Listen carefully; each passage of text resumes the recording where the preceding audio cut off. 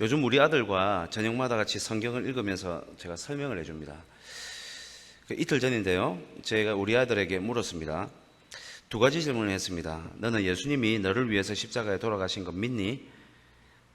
다시 한 번 더 물어보면, 너가 정말로 예수님이 십자가에 돌아가셔가지고 사형 당할 만큼 너 나쁜 일 한 적 있니? 물었습니다. 예수님이 자기를 대신해서 십자가에 달려 돌아가시면 믿는데요. 그럼 예수님이 십자가에 달려 돌아가셨으면 네가 그만큼 나쁜 짓 했다는 말인데, 너 그렇게 사형을 당할 만큼 나쁜 짓 한 적 있니? 물었습니다. 우리 아들이 한참 고민을 했습니다. 그리고 잘 모르겠다 이야기했습니다. 그래서 제가 상세하게 설명을 해줬습니다. 얼마나 자기가 나쁜 놈인지 제가 설명을 해줬습니다. 그리고 또 한 가지 질문했습니다. 예수님이 가장 기뻐하시는 것이 무엇이라고 생각하니? 성경 읽는 거라고 대답하더라고요. 기도하는 거라고 대답하고, 말씀 잘 듣는다고 대답하고요. 여러 가지 대답했습니다. 앞부분은 제가 첫 번째 질문은 대답을 내가 좀 길기 때문에 여러분이 설명 못 해주지만, 저는 그걸 한마디로 요약해서 딱 이야기했습니다. 부모가 제일 좋아하는 게 무엇일 것 같니? 이러니까, 네 말 잘 듣는 거 아니야. 제일 부모가 좋아하는 거는 너가 부모하고 같이 있는 거야. 하나님이 제일 좋아하는 거는 네가 하나님 만나는 거야. 그게 전부 다야 하고 제가 이야기해 줬습니다.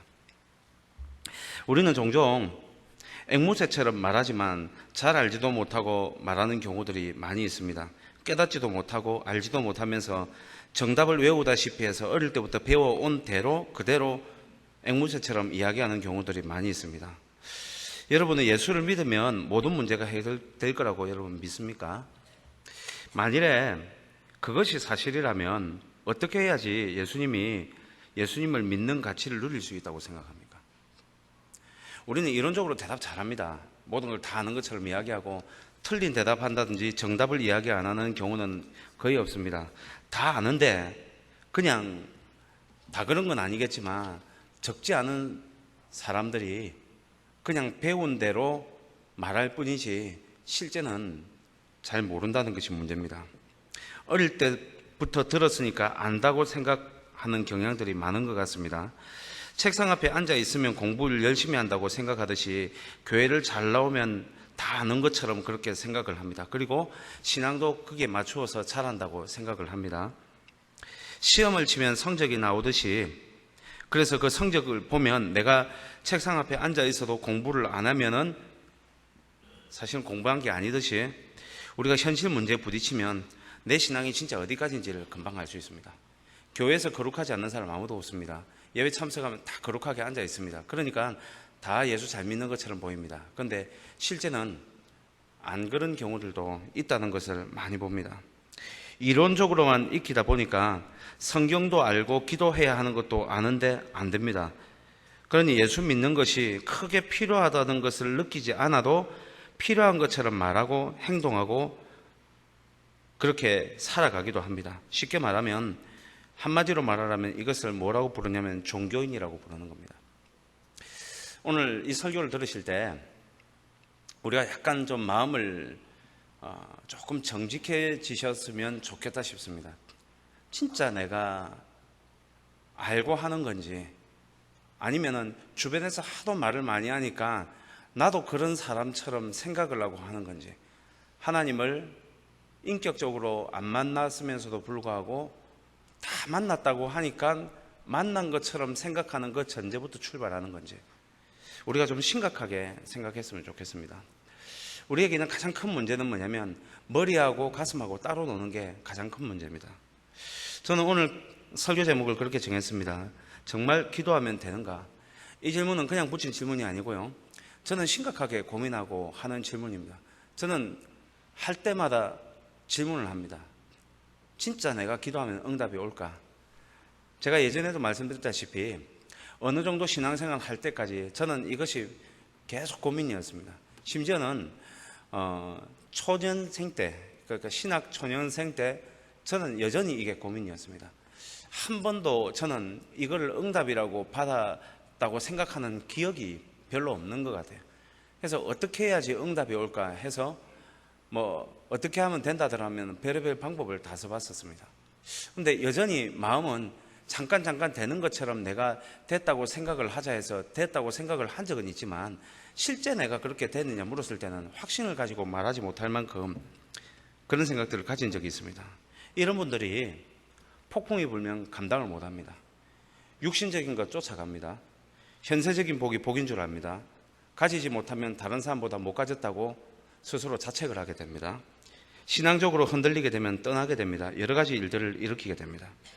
자신이 육에 속한 사람인지 영에 속한 사람인지 본인도 잘 모릅니다. 부딪혀 봐야 아는 겁니다. 그렇기 때문에 우리가 항상 말씀을 들을 때는 내가 저 말씀을 안다 하고 들으면 문제가 생깁니다. 내가 저 말씀을 동의한다. 나도 해보니까 저 말씀이 진짜더라. 이게 돼야 되는데 그게 안 되고 내 저 말씀 이미 알고 있다.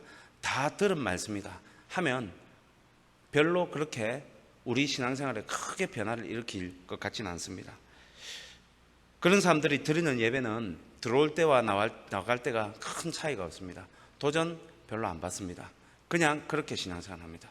어떤 경우는 부모가 믿고 그렇게 해왔기 때문에 자기도 똑같은 방식으로 하지만 부모는 감격해서 하는 것이 자기는 공식처럼 받아들이는 경우들도 종종 있습니다. 저는 오늘 본문 말씀을 통해 가지고 여러분에게 조금 더 구체적으로 좀 말을 하려고 합니다. 그래서 다 아는 말입니다. 제가 지금부터 드리는 말씀은 새로운 말이 아니라 다 아는 말인데 행하지 않으면 그냥 다 아는 말이고요. 행해보면 참 신기하고 진짜 맞는 말이 될 겁니다. 오늘 본문에서는 예수님이 하시는 말씀이 잘 나와 있습니다. 본문에서 예수님이 십자가에 달려 돌아가시기 며칠을 남겨두고 하신 말씀입니다. 아마도 예수님이 하신 말씀 중에 산상설교를 제외하고는 가장 길게 말하신 말씀이 아닌가 생각합니다. 일일이 기록하지 않았지만 모르겠지만 예수님이 이렇게 엑기스만 뽑아서 말한 내용을 이렇게 상세하게 길게 실어놓은 것은 요한복음 14장과 15장이 전부일 겁니다. 그런데 예수님이 이렇게 길게 말씀하셨지만 산상설교와는 차이가 좀 많이 납니다. 왜 차이가 나느냐? 두 가지 이유 때문에 산상설교보다는 이 본문이 더 중요한, 어찌 보면 더 무게감이 있다고 볼 수 있는데 두 가지 이유 때문입니다. 한 가지는 예수님이 죽기 바로 직전에 하신 말씀이기 때문입니다. 여러분, 사람이 죽기 전에는요 진심으로 이야기해요. 가장 필요한 걸 이야기합니다. 산상설교는 예수님이 사역을 시작할 때 했던 설교지만 오늘 읽은 이 본문 15장 그리고 이 앞장에 나와 있는 14장은요 예수님이 십자가에 달리시기 바로 며칠 전에 하신 말씀이기 때문에 가장 진심이 담겨있는 내용이기 때문에 어찌 보면 무게감이 산상설교보다 더 있다고 생각합니다. 또 한 가지 이유는 제자들을 홀로 두고 가야 하는 마음 때문에 그렇습니다. 예수님은 제자들 상태도 다 알고 있었어요. 가고 나면 어떤 결론이 날 거라는 것도 알고 있었습니다. 그렇기 때문에 제자들은 몰라도 부모 마음 같은 예수님의 마음은 불타듯이 아마 아팠을 겁니다. 이 아이들에게 무슨 말을 해야 될지 가장 필요한 말, 지금까지 3년 동안 따라다녔어도 이론과 실제가 따로 노는 이 제자들이라고 하는 사람들, 말은 제자지만 실제 제자가 아닌 이 사람들, 어떻게 설명을 하고 3년 동안 따라다니면서 그렇게 가르쳐도 변화되지 않고 그냥 자기가 아는 방식대로 따라간 이 사람들을 두고 가는 예수님 심정이기 때문에 그들에게 가장 필요한 그 한 가지를 설명해야겠다고 예수님은 생각한 것 같습니다. 그런데 이 14장과 15장에 있는 이 내용들은요 길게 나와 있지만 그 핵심은 굉장히 간단합니다. 오늘 그 내용을 좀 살펴보려고 합니다. 제가 자막을 주지 않았습니다. 안 준 이유는 좀 성경책을 보면서 좀 하고 싶어서요. 자막을 주지 않았는데 성경책을 여러분 저하고 같이 보면서 하나하나 좀 체크를 하십시오. 하고 난 다음에 그거를 집에 가셔가지고 그 순서대로 그대로 보시면서 그 말씀대로 여러분 한번 해보십시오. 하나님이 일주일만 하면 여러분이 뭐가 다르다는 걸 느낄 겁니다. 제가 하는 말이 다른 게 아니고요. 하나님 말씀이 진짜라는 것을 아마 실제로 느끼게 될 겁니다. 여러분 좀 말씀을 좀 찾도록 하겠습니다. 요한복음 14장을 한번 가보십시오. 8절 말씀에 가면 빌립이 묻습니다. 하나님을 보여주셨으면 좋겠습니다 하고 하니까 예수님이 이제 대답을 합니다. 10절 말씀을 가보시기 바랍니다. 내가 아버지 안에 거하고 아버지는 내 안에 계신 것을 내가 믿지 아니하느냐? 내가 너희에게 이르는 말은 스스로 하는 것이 아니라 아버지께서 내 안에 계셔서 그의 일을 하는 것이니라 하고 말을 하죠. 이 말은 뭐냐면 나보고 믿어. 그냥 내가 말하면 맞다고 생각하고 나 좀 믿어줘 하는 말입니다. 그러고 난 다음에 뭐라고 이야기하냐면 11절 말씀 가보십시오. 제자들이 의심하는 것 같으니까 말을 합니다. 내가 아버지 안에 거하고 아버지께서 내 안에 계심을 믿으라. 나만 딱 믿으란 말입니다. 그렇지 못하겠거든. 그게 정 안 믿어지면 그래도 하나님을 봐야 될 것처럼 정 믿어지지 않으면 어떻게 하라고 하냐면 믿어지 못하겠거든. 행하는 그 일로 말미암아라도 나를 믿으란 말이에요. 예수님이 3년 동안 행하신 표적이 있습니다. 예수님을 못 믿겠으면 성경에 기록된 그 기적만이라도 가짜가 아니라 진짜라는 것만이라도 믿으란 말이에요. 하나님이 안 보이면요, 예수님을 믿든지 예수님을 그 나의 구주 나의 하나님을 믿든지 그것도 잘 받아들여지지 않으면 예수님이 행했던 성경에 기록된 여러 가지 표적을 보면서 지금 이 일을 내가 못 봤어도 예수님이 이렇게 행한 것은 사실이구나 하는 그 사실만이라도 믿으란 말이에요. 왜 그렇게 믿게 할까요? 믿게 하는 이유가 있습니다. 12절 보십시오. 그렇게 믿게 되면 내가 진실로 진실로 너희에게 이르노니 나를 믿는 자는 예수님을 믿든지 아니면 예수님이 행한 그 일로 말미암아 그 일이라도 믿으면 내가 하는 일을 그도 할 것이고 또한 그보다 큰 일도 한다는 말이에요. 예수님이 하신 일을 우리가 할 수 있는 방법이 뭐냐? 예수님을 믿든지 아니면요, 예수님을 순수하게 못 믿겠으면 성경에서 예수님이 했던 표적이 진짜라는 것만 믿고 이대로만이라도 되게 해달라고 하면 하나님이 성경에서 기록된 이 예수님이 했던 일뿐만 아니고 예수님이 3년 동안 다 못 행했던 일까지도 우리를 통해서 하시겠단 말이에요.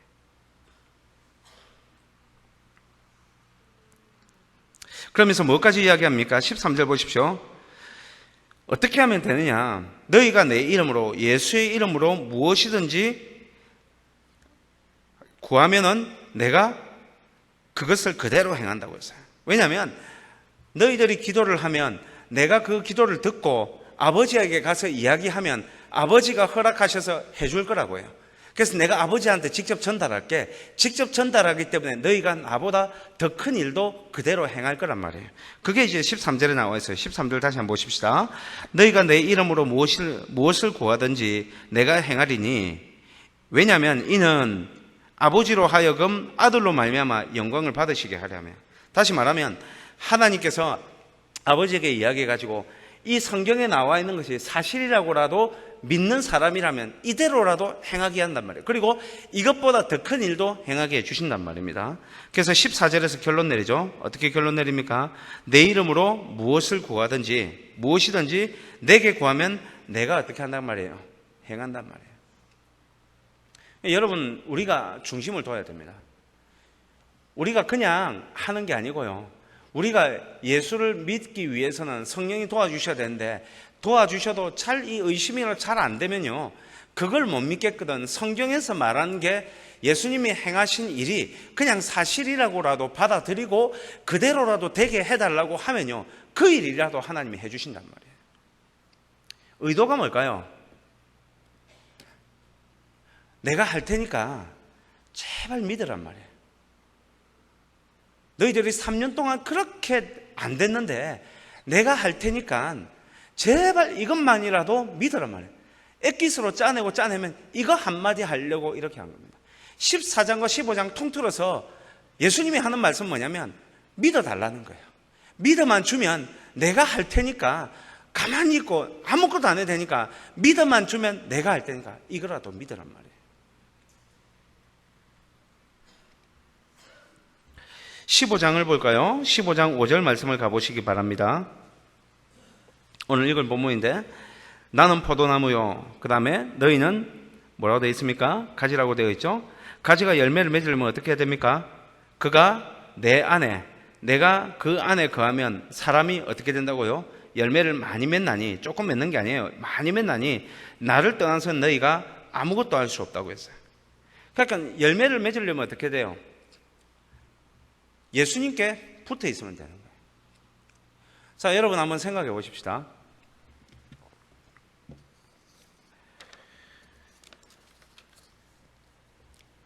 보이는 포도나무, 우리가 보이는 가지면 가서 붙으면 돼요. 이거는 비유예요. 여러분, 예수님이 보입니까? 안 보여요. 보이면 가서 붙으면 돼요. 포도나무다 가지다, 차라리 내가 그냥 가지였으면 좋겠어요. 가지면 붙으면 되는데, 비유적으로 해가지고 이걸 붙으라고 하는데 붙는 방법을 모르잖아요. 어떻게 붙어야 될지를 모르잖아요. 알면은 붙겠는데, 우리가 이 내용을 몰라서 못 붙어요. 알겠는데, 근데 이거는 비유인데 실제 어떻게 붙느냐 그거예요. 열매를 맺는다는 거 모릅니까? 자연질서를 보면 포도나무에 가지가 붙어 있으면 열매 맺는다는 거 우리가 몰라요? 다 알아요. 그걸 모르는 바보가 어디 있겠습니까? 다 아는데 우리는 문제는 뭐냐면 안 보이는 거예요. 예수님이 안 보이는데 어떻게 우리가 붙습니까? 우리가 가지도 아닌데. 차라리 가지라면 편하죠. 붙으면 되는 거니까. 그러니까 예수님이 더 자세히 설명하는 겁니다. 어느 정도 되느냐? 이 열매란 것은 뭐를 뜻한지 여러분 뒤에 가시면 나옵니다.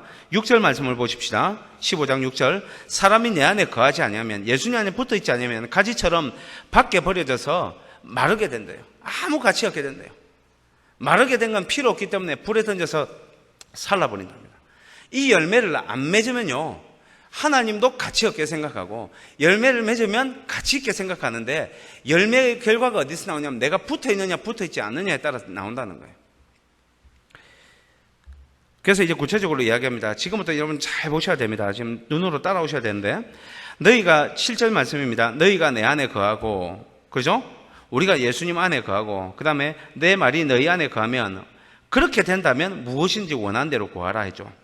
그래야하면 이루리라 했죠. 자, 무엇이든지 원하는 대로 구하라, 그래야하면 이루리라는 이 이루리란 말이 무슨 말입니까? 응답하리란 말이죠.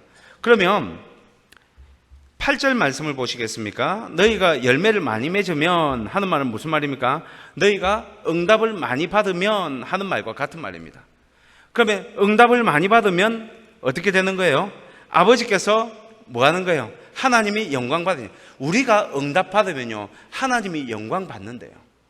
우리가 응답 못 받으면 하나님이 영광을 못 받으신대요. 그리고 우리가 응답 받는 게 뭐냐면 우리가 제자라는 증거래요. 그럼 응답 받는 게 얼마만큼 중요하냐? 하나님이 얼마나 응답해 주시기 원하냐? 응답 받는 것에 따라서 하나님이 영광을 받느냐 안 받느냐가 정해지는 거예요. 그럼 여기서 말하는 열매가 뭡니까? 응답이에요. 가끔 받는 응답이 아니고요. 응답을 하나님이 그렇게 주고 싶어 하는 이유가 뭐냐? 우리가 제자된 증거고요. 하나님이 영광 받으시는 증거예요.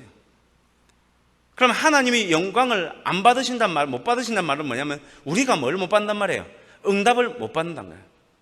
다시 말하면 하나님은 응답해 주고 싶어가지고 하나님은 발버둥을 치시는 거예요.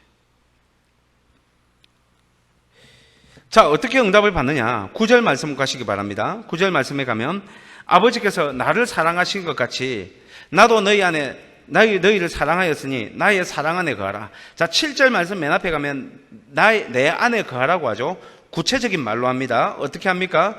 예수님 안에 거하는 방법 뭡니까? 9절 말씀에 가면 나의 사랑 안에 거하는 거예요. 어떻게 내 사랑 안에 거합니까? 사랑 안에 거하는 방법이 뭘까요? 사랑한다 고백하면 돼요? 아니요, 그렇지 않습니다. 10절 말씀 끝부분에 갑시다. 뒷부분에 가면 너희도 하는 부분 찾으셨죠? 너희도 내 계명을 지키면 뭐 안에 거한다고요? 예수님의 사랑 안에 거한다.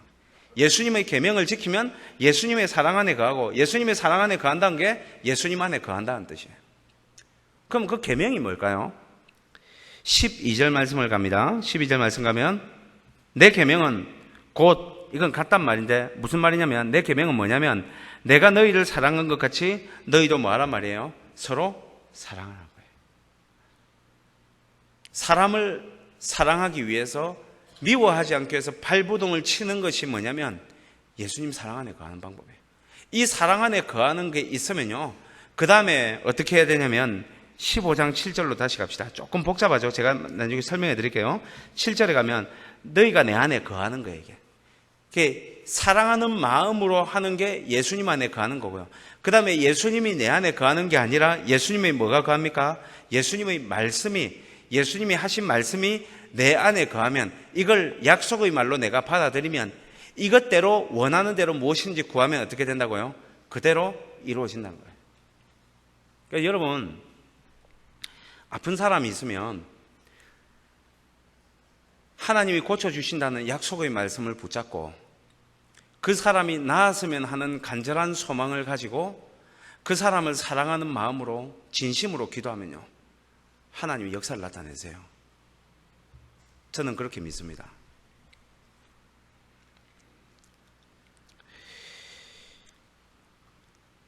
여러분, 그 16절 말씀 마지막 한 구절 더 볼까요? 16절 말씀 보면 이 열매를 하나님이 얼마만큼 주시기 원하느냐, 이 응답을 얼마만큼 주시기 원하느냐, 너희가 나를 택한 것이 아니요 내가 너희를 택하여 세웠나니 이는 너희로 가서 열매를 맺게 하고 또 너희 열매가 어떻게 한다고요? 항상 있게 하는 거예요. 하나님은 우리에게 마지막 제자들이 두고 가야 될 이 순간에 예수님이 제일 원하신 건 뭐냐면 응답받는 거예요. 우리에게 제일 원하시는 게 뭐냐? 응답받는 거예요. 응답받아야지 하나님께 영광이 돼요. 그래야지 우리가 제자라는 증거가 나타나요. 교회 다니면서 앉아 있는다고 영광이 나타나는 게 아니고 하나님의 증거가 나타나는 가장 좋은 방법은 뭐냐? 우리가 응답받는 거예요. 그래서 하나님은 우리에게 응답해 주고 싶어서 그렇게 발버둥 치시는데, 얼마나 예수님이 답답하셨으면 나를 못 믿겠거든, 내가 하는 성경에 기록한 일이라도 너희들이 믿고 하면은 내가 이만한 일도 하게 할 거고 이거보다 내가 더 큰 일도 하게 해줄게. 너희가 그렇게 열매를 맺어야지 내가 영광을 받는 거야 하고 이야기하는 겁니다. 이거를 두 글자로 말하면요, 기도예요. 문제는 뭐냐? 이 맛을 못 보는 사람들이 우리 주변에 적지 않다는 겁니다. 언젠가 제가 말씀드렸지만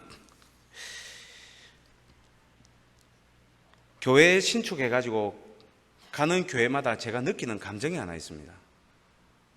우리 교회보다 몇 배로 더 아름답게 져요. 그리고 정말 좋은 것처럼 보여요. 거기 들어가면요, 커피숍도 좋고 밑엔 대리석이다 보니까 정말 부러울 때가 있습니다. 근데 그런 교회를 갈 때마다 제가 느끼는 한 가지 감정이 뭐냐면, 기도할 곳을 찾을 수 있는 방법이 없어요. 커피숍은 쉽게 보이는데 기도할 장소를 찾을 수 있는 방법이 없습니다. 다시 말하면요, 사람들끼리 부딪히는 데는 많은데 하나님을 만날 공간이 없어요. 교회는 뭡니까? 하나님 만나는 곳인데 하나님 만나는 공간이 없어요. 우리가 많이 예배를 참 많이 하는데 우리가 하나님의 말씀, 약속의 말씀을 붙잡은 적이 없으니까 응답받는 방법이 없는 거예요. 이 말씀조차도 믿지를 않으니까 하나님이 응답해 주시고 싶어도 응답을 못 해주시는 거예요. 응답을 못 하시니까 하나님의 영광을 못 받으시는 거예요. 못 받으니까 예수 믿는 사람들이 밖에 나가서 욕 듣고 사는 겁니다. 자기 유익에 조금이라도 여러분 손해봐 보세요. 견뎌내는지. 하나님의 영광이 나타나지 않아도 전혀 신경 쓰지 않습니다.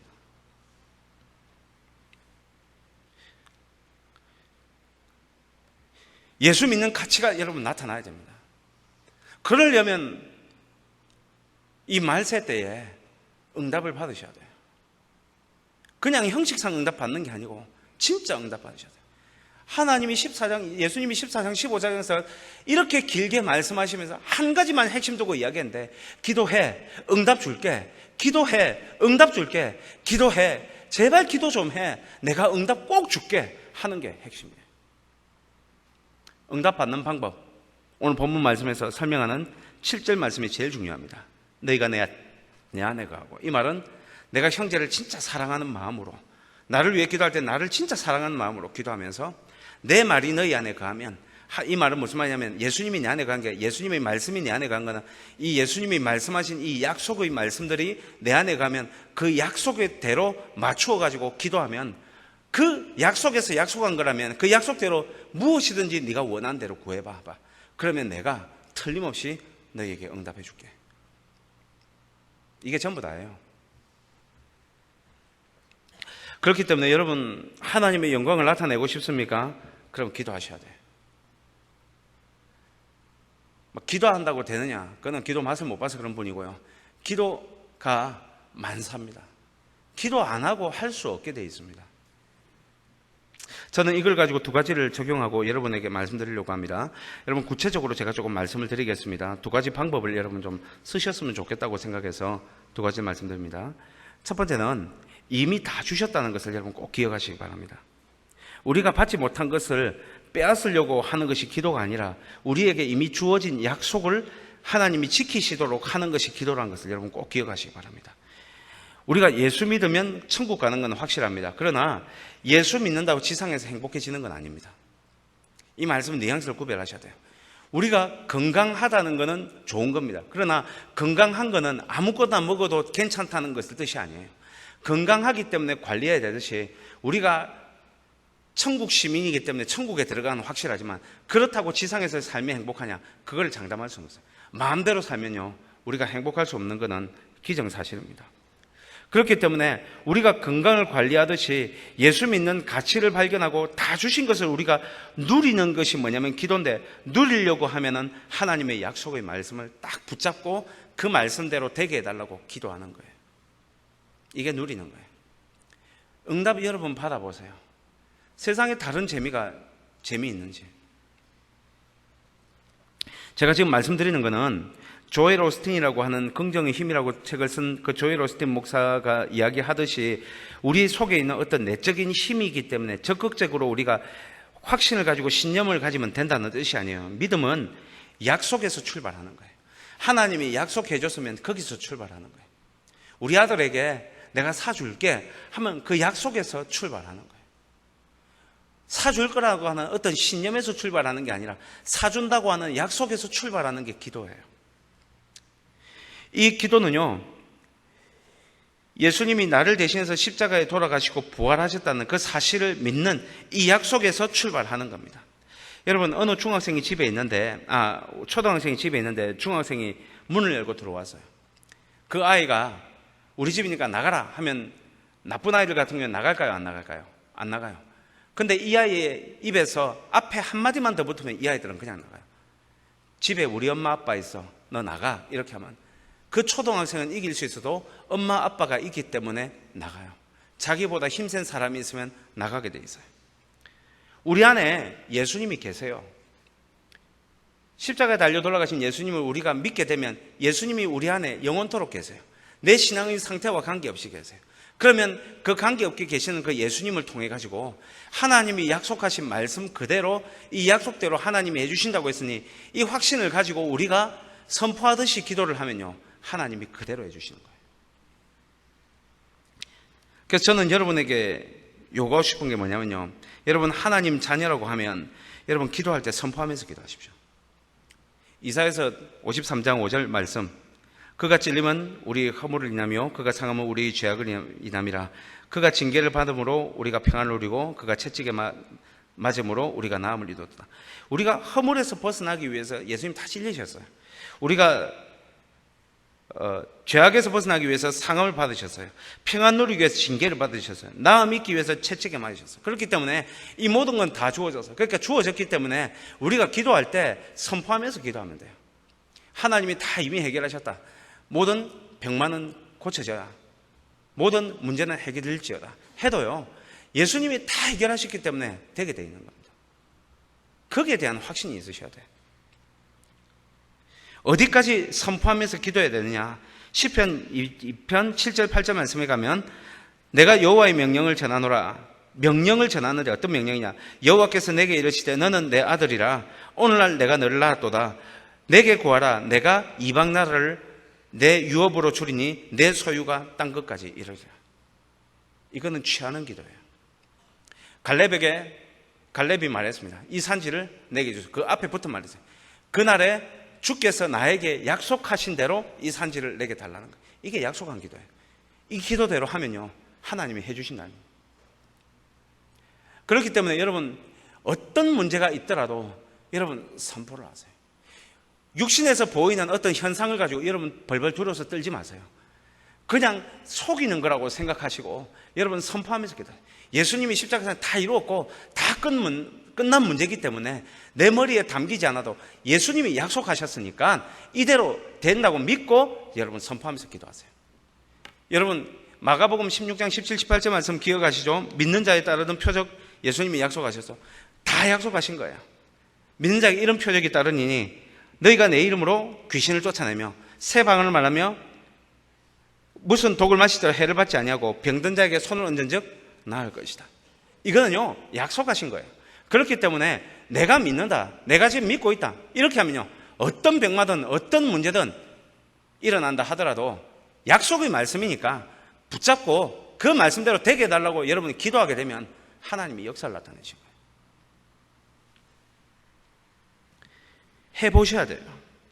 하나님이 어떻게 하시는가? 우리는 어떤 성향이 있냐면 머리에 담기지 않으면 안 하려고 하는 성향이 있어요.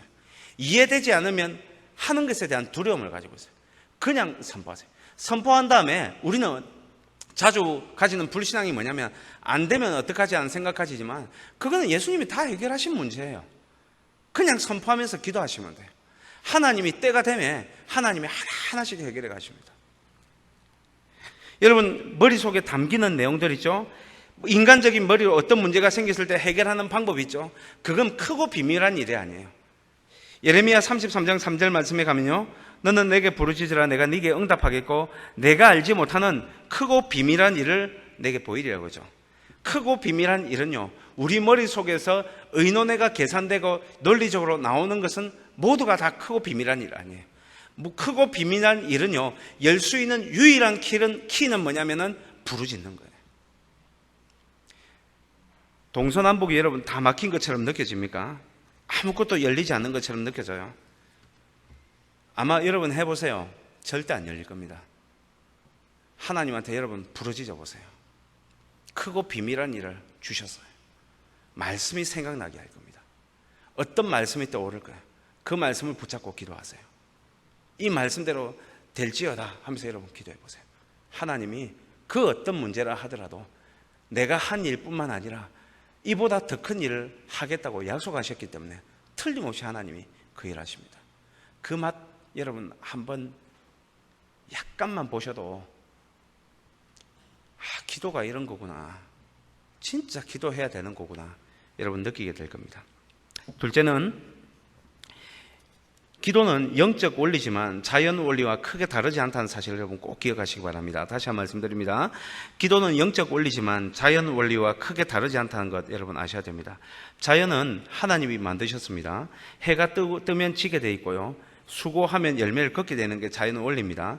영적인 원리를 예수님이 설명하실 때, 하나님이 설명하실 때 자연 원리를 빗대어서 말씀하신 적이 종종 있습니다. 예를 든다면 시편 126편 6절 말씀에 가면 영적 원리를 설명하실 때 이렇게 말씀하셨습니다.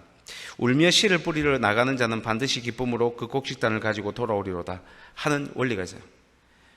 그래서 울며 씨를 뿌리게 되면 기쁨으로 단을 걷는 거예요. 그러면 기쁨으로 단을 걷기 위해서는 어떻게 해야 됩니까?